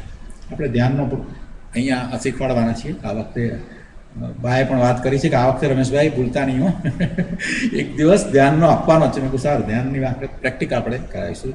પહેલીમાં પણ હમણાં ગઈ વખતે પરીક્ષણ વખતે ધ્યાન આપણે લીધું હતું. એમાં ચારિત્ર પાવડું હતું ને ચારિત્ર પાવડુમાં ધ્યાનની વાત આવતી હતી, એટલે પછી આપણે એ સેશન આખી થઈ ગઈ. ને પછી ઘણા લોકોને પહેલેથી ડિક્લેર કર્યું, એટલે બહુ લોકો હતા. 1 કલાકની જગ્યાએ 2.5-3 કલાક સુધી બધી વાત ચાલી. એટલે આપણે પ્રેક્ટિકલ લઈશું, નિર્વિકલ્પ કેમ થવાય. કેમ કે બધાને હવે અહીંયા અભ્યાસ પણ છે, અને અભ્યાસ પછીથી હવે છેવટે જે કરવાનું છે એ તો આ છે ને, પ્રેક્ટિકલ જે કરવાનું એ તો આ છે ને. આ બધું શાસ્ત્રનો અભ્યાસ ઓછો કે વધારે હશે તો ચાલશે. મૂળ વાત સમજાઈ ગઈ છે, તો હવે જે કરવાનું છે પ્રેક્ટિકલ શું કરવાનું છે એના તરફ પણ આપણે લક્ષ્ય આપવું પડે. કેમ કે આપણને વિકલ્પો ખૂબ સતાવે છે. એટલે નિર્વિકલ્પ ધ્યાન કેમ થાય એ આપણે શીખવાનું છે. અહીંયા વાત આપણી અહીંયા ચાલે છે. શું કહે છે કે એવી જે દશા થાય છે, નિર્મળ પરિણતિ થાય છે, એ સ્વયં થાય છે. એને કોઈની અપેક્ષા નથી, એને વ્યવહારની કોઈ અપેક્ષા નથી. વ્યવહાર એટલે આ શુભ ભાવની પણ એને અપેક્ષા નથી. એમ નથી કે પહેલા શુભ ભાવ હોય ને શુભ ભાવમાંથી શુદ્ધમાં જવાય, એમ નથી. આમાં ઘણાને જરાક તકલીફ પડે સમજવાનું કે ના, પણ પહેલા તો શુભ ભાવ તો આવે ને, પહેલા શુભ ભાવ તો આવે ને. તમે ધ્યાન શરૂ કરો છો ત્યારે પણ પંચપરમેષ્ઠી નમસ્કાર કરો છો, પછી મારું સ્વરૂપ શુદ્ધ છે એવો વિચાર વિકલ્પ તમને હોય છે. હું નાયક છું, શુદ્ધ છું, એ જે બધો ભાવ છે શુભ ભાવ તો છે ને. તો એ આલંબન કહેવાય કે ના કહેવાય? જ્યારે શરૂઆત કરે છે ત્યારે હું શુદ્ધ છું, હું નાયક છું, હું સિદ્ધ સમાન ભગવાન સમાન છું, એ બધો જો ભાવ થયો હોય તો શુભ ભાવ તો થયો ને. તો એ આલંબન કહેવાય કે ના કહેવાય? કહેવાય કે ના કહેવાય? બા શું કહેવાય કે ના કહેવાય? બોલો. ના કહેવાય. લાલુબાને બહુ અભ્યાસ થયો, એમને તો બધું પચાવ્યું છે. ઉષાબેને પણ પચાવ્યું છે, ભારતીબેને પણ પચાવ્યું છે. ઘણા લોકો છે અહીંયા તો બધા સમયસારના સ્વાધ્યાયમાં જે બધા આવે છે એમાંના ઘણા લોકોને બહુ સારો અભ્યાસ છે ને બરોબર પચાવ્યું. ના કહેવાય. કેમ ના કહેવાય? એને છોડીને જવાનું ચંદ્રમાં. જો ગઈકાલે વાત કરી હતી ને, આપણે આજે બીજી રીતે લેવાનું છે. પેલું મુનિ બહાર આવે છે, શુભમાં આવ્યા છે એટલે એમને દુઃખ થાય છે શુદ્ધમાંથી. આજે બીજી રીતે વાત કરવી છે કે જે અંદરમાં જાય છે એ શુભમાં અટક્યો હતો. શુભમાં જ્યાં સુધી હતો ત્યાં સુધી તો અંદરમાં જતો નથી. જ્યાં સુધી શુભ ભાવમાં, શુભ ભાવ એટલે એવો ભાવ કે હું સિદ્ધ સમાન છું, બસ હું બીજું કંઈ નથી, હું ભગવાન જેવો જ છું, એવો શુભ ભાવ, હું માત્ર નાયક છું, એવો શુભ ભાવ. એ શુભ ભાવમાં જો રહે છે તો શું થાય છે? તો ત્યાં જ ત્યાં રહ્યો છે, તો ત્યાં જ રહ્યો છે. તો એ શુભ ભાવ, એ શુભ ભાવ, પૂજા ભક્તિ વિનય આદિના ભાવ, સ્તુતિના ભાવ, બધા શુભ ભાવ છે. એવા બધા શુભ ભાવને છોડીને અંદરમાં જવાનું છે. કેમ કે લક્ષ બે જગ્યાએ નહીં થાય, બે જગ્યાએ એક સાથે લક્ષ થાય નહીં. અહીંયા પણ લક્ષ રહે ને અહીંયા પણ લક્ષ, એવું ના થાય. એક જ જગ્યાએ લક્ષ રહે છે. આપણા જ્ઞાન દર્શનના ઉપયોગ જેના દ્વારા આપણે જ્ઞાન કરીએ છીએ એ એક જ જગ્યાએ હોય છે. કોઈ કે ના મને બે જગ્યાએ થાય છે, અમે જો ટીવી જોતા જોતા ખાતા પણ હોઈએ છીએ. દલીલ કરી શકે કે ના કરી શકે? અમે તો ટીવી જોઈએ છીએ, ટીવીને એન્જોય કરીએ છીએ, જોઈએ પણ છીએ, આંખથી જોઈએ છીએ, કાનથી એના અવાજ પણ સાંભળીએ છીએ, અને પાછા આઈસ્ક્રીમ ખાઈએ છીએ. બોલો, તમે તો કઈ ના પાડો બે જગ્યાએ, અમે તો 3 કરીએ છીએ. બોલો, એવું થતું હશે જયભાઈ? શું છે, એવું થતું હશે કે નહીં થતું હોય? નથી થતું, નથી થતું. કેમ કે ઉપયોગ સૂક્ષ્મ છે. ઉપયોગ જ્યારે જુએ છે અને એ જે જોયું, એ ઇન્દ્રિય દ્વારા જે જોયું એનો મિનિંગ અંદર જે થાય છે, બરાબર છે, એ જે સમયગાળો છે એ બહુ સૂક્ષ્મ છે, નાનો છે. અને પછી જે સંભળાયું છે એ સમજાય છે, એ પણ એટલી બધી ફાસ્ટ પ્રોસેસ છે કે ખરેખર એક ઓલ્ટરનેટ થાય છે. ખવાય છે તો પણ બધું ઓલ્ટરનેટ થાય છે. આપણને એમ લાગે છે કે બધું સાથે થાય છે, પણ બધું એમાં મિલી સેકન્ડમાં બધું કામકાજ થાય છે. આપણું બ્રેઇન જે છે એ કામ જે એ રીતે ફાસ્ટ કરે છે, એટલે આપણને એમ લાગે છે કે હું જોઉં છું અને સાંભળું છું, સાથે જ કરું છું. નથી થતું, એમ ન હોય. શ્રુતજ્ઞાન જે છે, શ્રુતજ્ઞાન જે છે એ આપણે તેને શ્રુતજ્ઞાન કહીએ કે જે મતિ જ્ઞાનના અર્થને સમજે છે. એ મતિ એટલે આ ઇન્દ્રિયો દ્વારા આપણે જે જ્ઞાન કરીએ એ ઇન્ફોર્મેશન છે, એ માહિતી છે. અને એવી માહિતીને આપણે સમજીએ છીએ કે એનો મિનિંગ શું થાય. આપણે આ પિક્ચર દેખાયું, આપણે આ બધું દેખાયું, પણ એનો મિનિંગ શું થાય એ તરત જ આપણે કરી લઈએ છીએ કે ભાઈ આ હોલ છે, કે આ લાઇટ છે, કે આ ફેન છે, કે આ ચેર છે. પણ એ મિનિંગ જે સમજાય છે, બરાબર છે, અને પેલું જે આંખથી દેખાયું એ બે વચ્ચે ફેર છે. બ્રેઇન કામ નથી કરતું, આપણે એમ કહીએ છીએ ને કે બ્રેઇન નથી કામ કરતું, તો આમ જોયા કરે છે પણ કંઈક એમને કંઈ સમજણ નથી પડતી. નથી કહેતા મેડિકલમાં ઘણી વખત એવી દશા થઈ ગઈ, ખબર નથી પડતી એમને તો કંઈ. આંખ તો ખુલ્લી હતી પણ ખબર નહીં એમને શું થતું હશે, નથી કહેતું. એટલે બે વસ્તુ જુદી છે. કંઈ આંખથી દેખાય માટે એને દેખાય છે એવો કોઈ મિનિંગ નથી, કે કાનથી અંદર અવાજ જાય છે માટે કે એને સંભળાય જ છે એવો કોઈ મિનિંગ નથી થતો. એ અંદર સમજવામાં આવે છે, જેને આપણે શ્રુત કહીએ છીએ. શ્રુત એટલે સાંભળેલું નહીં. શ્રુતનો અર્થ એવો થાય છે કે મતિ જ્ઞાન દ્વારા જે આપણે ગ્રહણ કરીએ છીએ એની આપણને સમજ પડે છે, એ શ્રુત જ્ઞાન છે. તો એ શ્રુત જ્ઞાન થાય છે, પ્રોસેસ છે, એ આખી પ્રોસેસ થાય છે. એટલે એ જ્ઞાન દર્શનના ઉપયોગ છે ને એ એટલા ઝડપથી કામ કરે છે કે આપણને એમ લાગે છે કે આપણે બે જગ્યાએ, ત્રણ જગ્યાએ કરીએ છીએ. એમ નથી, એક જ જગ્યાએ હોય.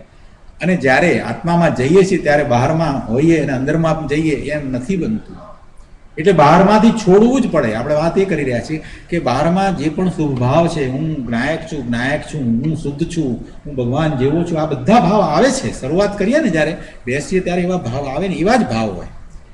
પછી એમાંથી, એ ભાવમાંથી, એ વિકલ્પમાંથી આપણે અંદરમાં ચાલ્યા જઈએ છીએ. એ આખી પ્રોસેસ છે, પ્રક્રિયા છે. તમારે કેવી રીતે નિર્વિકલ્પ ધ્યાનમાં પોતાના સ્વરૂપમાં જવું એ શીખવાનું છે, અને એ જ કરવાનું છે. જીવનમાં કાંઈ કરવાનું નથી. શાસ્ત્રનો અભ્યાસ કરી સમજવું, કદાચ ઓછો અભ્યાસ હશે તો ચાલશે, પણ આ કરવાનું છે ને આ વાત તો બરાબર શીખવાની છે. વિશ્વાસ કરવાનો છે કે મારા સ્વરૂપમાંથી મને આનંદની પ્રાપ્તિ થાય છે, એ વિશ્વાસ કરવાનો છે પહેલો. કેમ કે આટલા બધા લોકોએ કહ્યું, આટલા બધા મુનિઓએ કહ્યું, આટલા બધા જે તીર્થંકર થયા, કેવળી થયા, કેવળ જ્ઞાન પ્રાપ્ત કર્યું, જે મોક્ષે ગયા અનંત જીવો, એ બધાનો એવો જ અનુભવ છે. તો પછી આપણે શુક્રા શંકા કરવી? આપણે સાયન્ટિસ્ટની વાત માનીએ, ડોક્ટરની વાત માનીએ, ભગવાનની વાત ના માનીએ. એવું જ છે ને, જે આ અનંત જીવો જે કરી ગયા છે.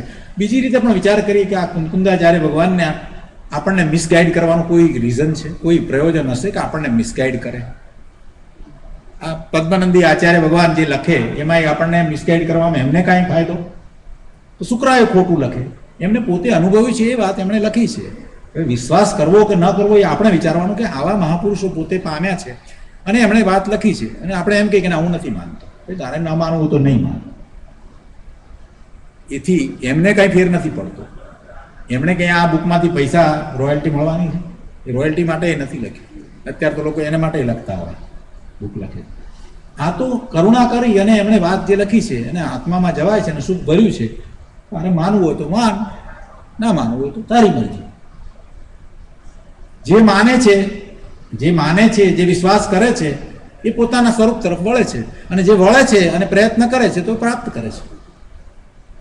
નથી કરતો તો રહી જાય છે. બરાબર છે? અહીંયા એ વાત કરી છે કે એને કોઈ બીજાની અપેક્ષા નથી, કોઈ શુભ ભાવની પણ અપેક્ષા નથી. બહારમાંથી એ અંદરમાં જાય છે તો શુભ ભાવને છોડીને અંદરમાં જાય છે, કોઈની એને અપેક્ષા નથી. એટલે એ વાતને અહીંયા સરસ રીતે સમજાવી છે. શાસ્ત્રના શબ્દો છે. એને વ્યવહારની કોઈ અપેક્ષા નથી. વ્યવહારમાં શુભ ભાવ આવી ગયો. બરાબર? કસાયની મંદતા રૂપ વ્યવહાર રત્નત્રયથી નિશ્ચય થાય એમ શાસ્ત્રમાં આવે એ તો ઉપચારથી વ્યવહારના એનું કથન કરેલું હોય છે. શાસ્ત્રમાં આવું પણ લખવામાં આવ્યું હોય કે વ્યવહાર રત્નત્રયથી, વ્યવહાર રત્નત્રય દ્વારા ધીરે ધીરે પછી નિશ્ચય થાય એવી વાત કરવામાં આવી. પણ એ વાત જે કરી છે એ પણ વ્યવહારના એનું કથન છે. શું છે વ્યવહાર રત્નત્રય? શું છે? દેવ ગુરુ શાસ્ત્રની, સાચા દેવ ગુરુ શાસ્ત્રની શ્રદ્ધા, એવો વ્યવહાર રત્નત્રય હોય છે. નવ તત્વની યથાર્થ શ્રદ્ધા, એવો વ્યવહાર હોય છે.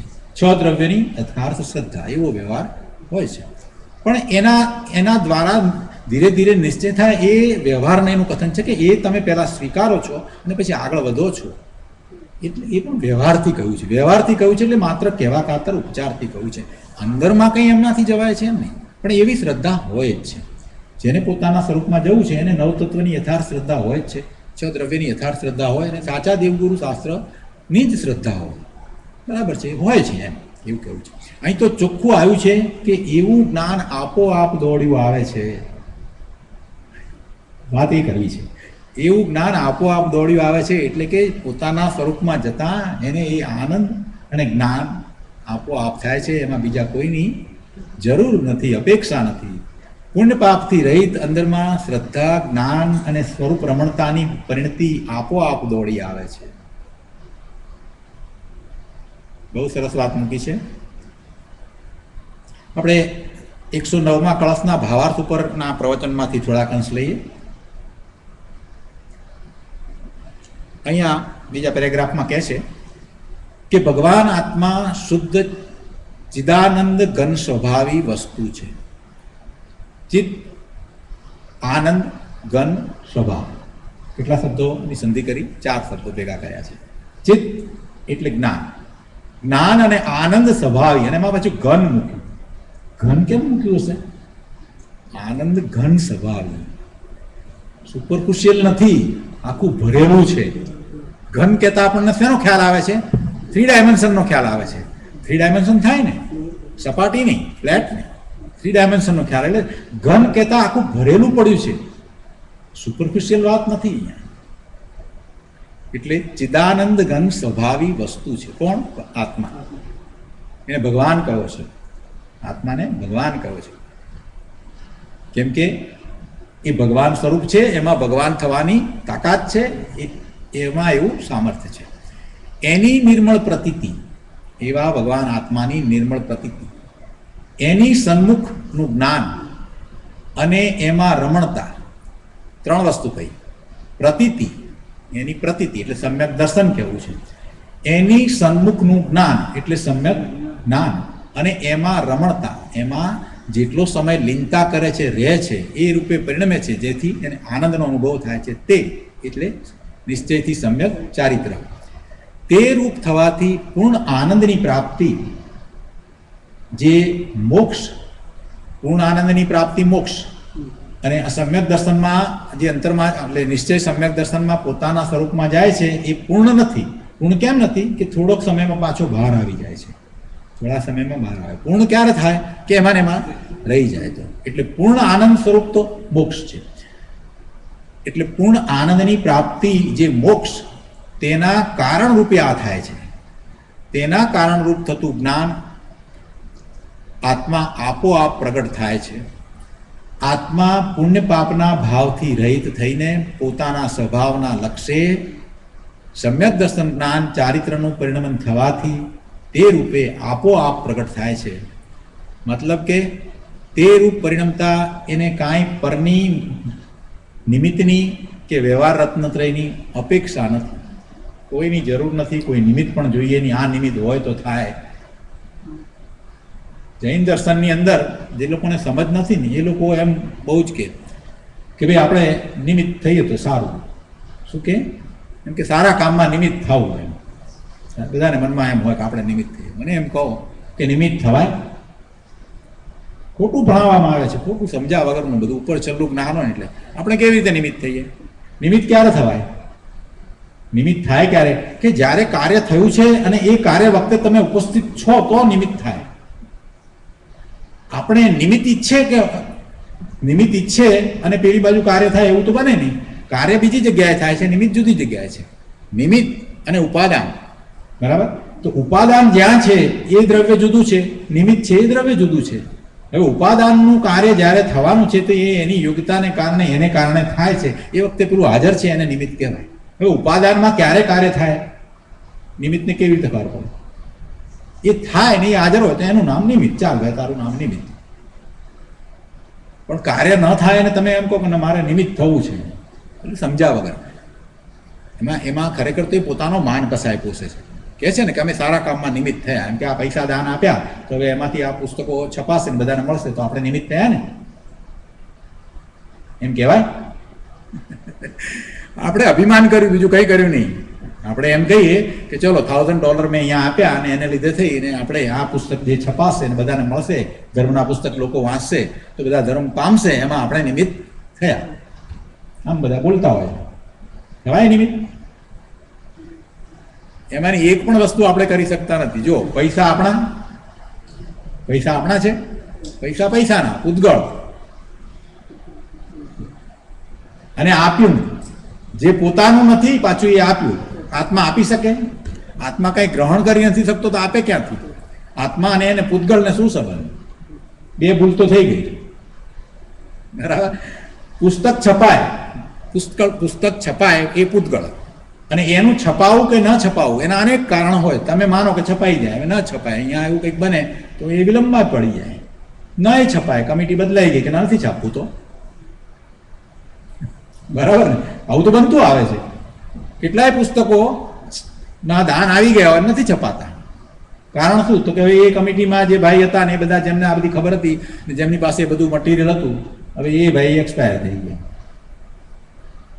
વાત પતી ગઈ.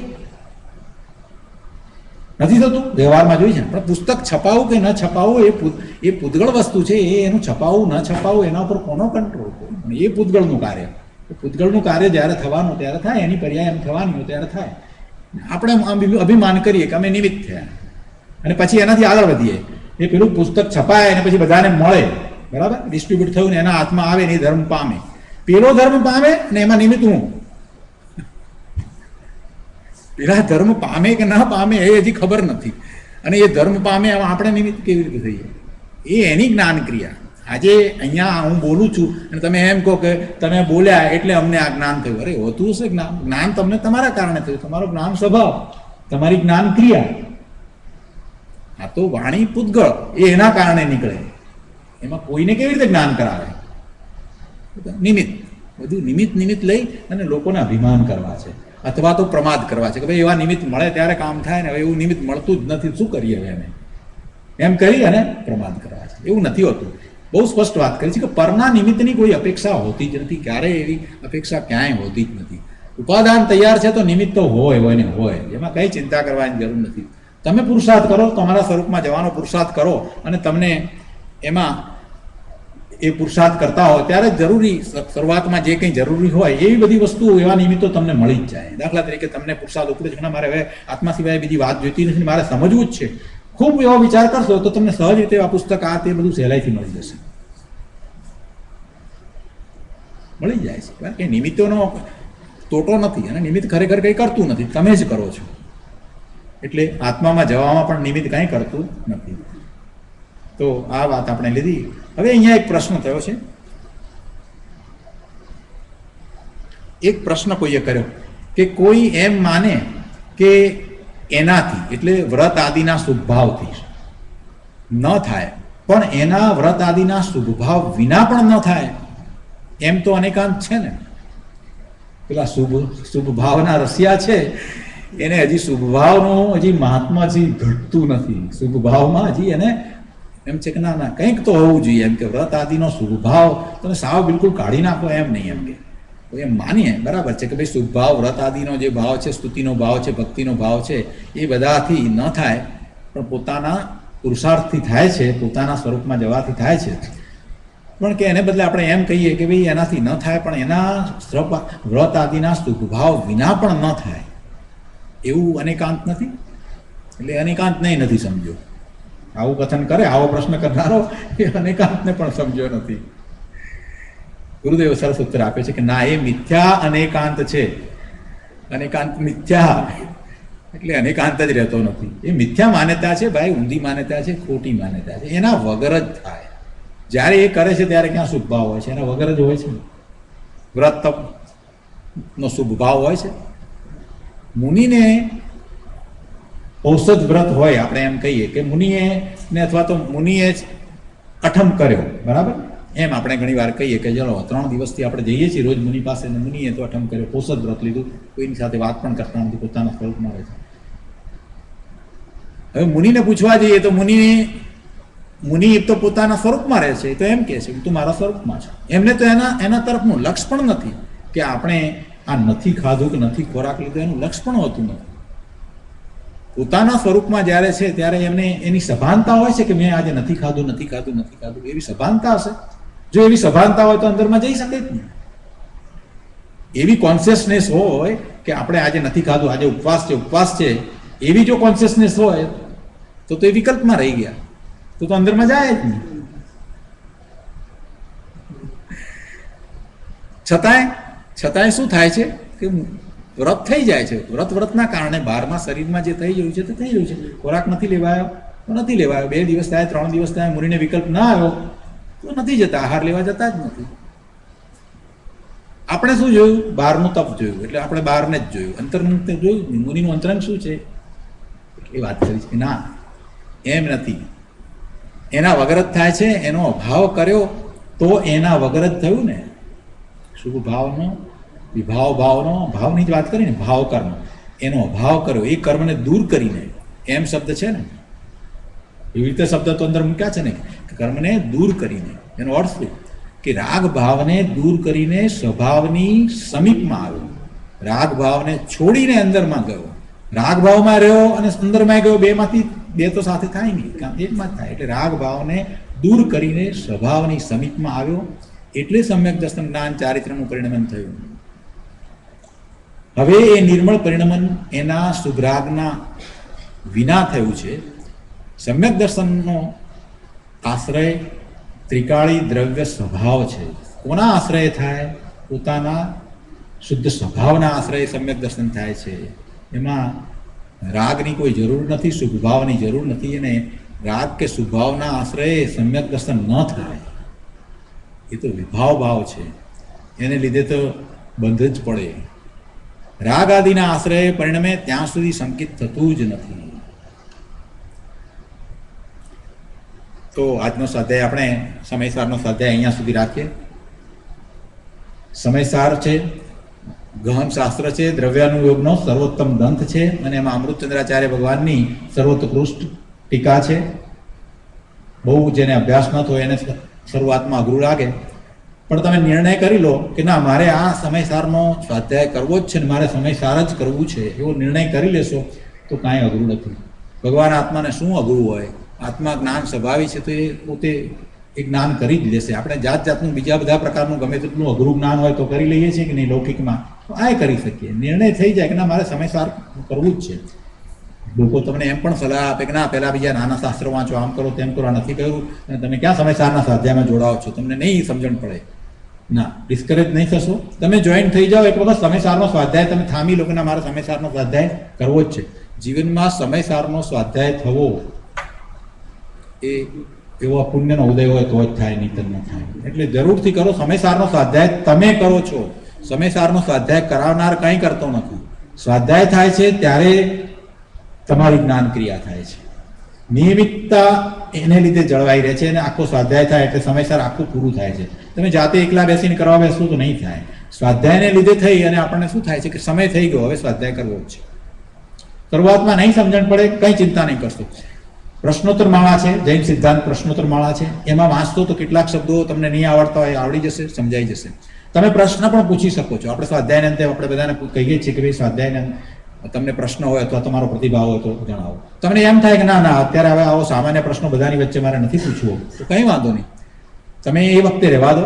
આપણે આપ્યો જ છે તત્વધારા.com ઉપર વોઇસમેલ માટેનો નંબર આપ્યો છે. એ નંબર ઉપર તમે મને વોઇસમેલ કરો, તમારો પ્રશ્ન પણ મૂકો, તમારો અનુકૂળ સમય મને જણાવો, તો આપણે સાથે બેસીને 1 to 1 આપણે સત્સંગ કરી અને બનશે એટલો પ્રયત્ન કરીશું જેથી કરી અને તમે સ્વાધ્યાયમાં અટકો નહીં, પણ છોડી નહીં દો. સ્વાધ્યાય સમયસારનો સ્વાધ્યાય જે છે ને કંઈ જીવનમાં વારે વારે થતો નથી. સમયસારનો સ્વાધ્યાય જરૂર કરો. ઉત્કૃષ્ટ શાસ્ત્ર, શરીર રહિત થવાનું શાસ્ત્ર, આવા કુંકુંદાચાર્ય ભગવાનના 5 પરમ આગમમાંથી આવું મહાન શાસ્ત્ર, આટલા બધા શાસ્ત્રો પહેલાં આપણે કર્યા, ત્યાર પછીથી આપણી એટલી યોગ્યતા આવી એટલે આપણે શરૂ કર્યો છે. અને તમે ઘણા નથી કર્યા તો પણ તમે જરાય એમાં નાસીપાસ ન થાવ, ડિસ્કરેજ નહીં થાવ. કોઈ ડિસ્કરેજ કરે તો પણ નહીં થાવ. એના કરતાં એમ લો ના મારે કરવું છે તો કરવું. હું બધું કરી શકું તો આ કેમ ના કરી શકું? હું એન્જિનિયર થઈ શકું, હું ડૉક્ટર થઈ શકું, હું PhD થઈ શકું, તો હું આ કેમ ના કરી શકું? શબ્દ જ છે ને. દરેક સિસ્ટમમાં જઈએ ત્યારે શબ્દ તો નવા આવે.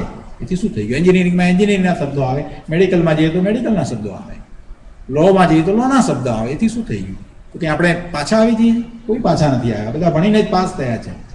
બસ એવું જ છે. આમાં આવડી જશે, બધું આવડશે. સમયસારનો સ્વાધ્યાય કરવાનું લક્ષ્ય રાખો. ગુરુદેવના પ્રવચનો સાંભળવામાં તમને શરૂઆતમાં જે તકલીફ પડે છે ને, ઘણા બધાની કમ્પ્લેન છે કે ગુરુદેવના પ્રવચન અમને નથી સમજાતા. તમે સ્વાધ્યાય કરો. આ સ્વાધ્યાય છે તે ગુરુદેવના પ્રવચનનું રિપ્લેસમેન્ટ નથી.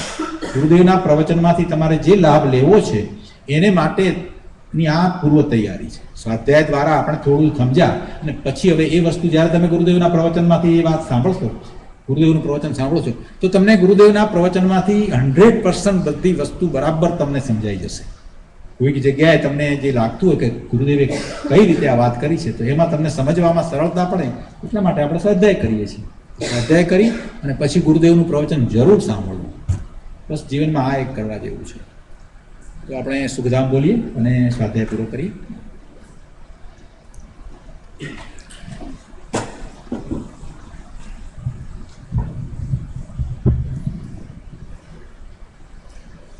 આપણે જ બોલીશું, કઈથી મૂકીશું? બોલો.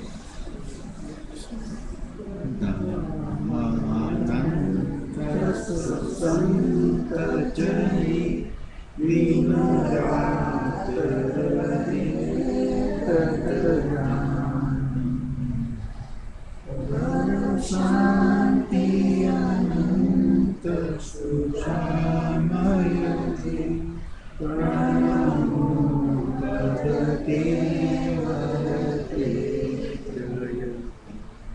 પ્રણમો ભગવતે.